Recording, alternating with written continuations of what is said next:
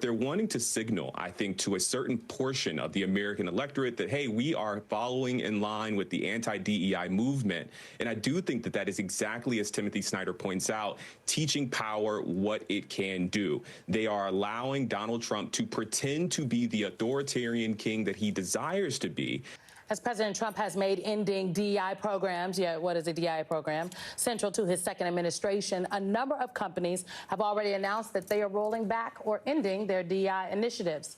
But as Mother Jones video correspondent Garrison Hayes points out, many of these companies are not actually dismantling these initiatives outright, but are in fact doing something more disingenuous and potentially more damaging. Timothy Snyder has an amazing book on tyranny, and this is an excerpt about anticipatory obedience. It reads, "Do not obey in advance. Most of the power of authoritarianism is freely given. In times like these, individuals think ahead about what a more repressive government will want and then offer themselves without being asked. A citizen who adapts in this way is teaching power what it can do." I feel that is happening in this situation, that is happening, and we could name a number of other things that are going on in our country right now that this applies to.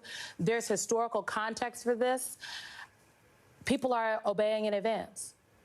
It does seem that way. It seems that anticipatory obedience is exactly what is motivating these actions from corporations. When you look at their website, you dig into what they do, you find this profound mismatch between the headlines that say that DEI is dead and their actual intentions. They often say we are still committed to belonging and still committed to inclusion, but they're wanting to signal, I think, to a certain portion of the American electorate that, hey, we are following in line with the anti-DEI movement. And I do think that that is exactly, as Timothy Snyder points out, teaching power what it can do. They are allowing Donald Trump to pretend to be the authoritarian king that he desires to be, when in reality, this is America, and we have presidents, and he does not have that kind of authority. And I think it's really important that in this time, people stand up and say that very, very clearly, Symone.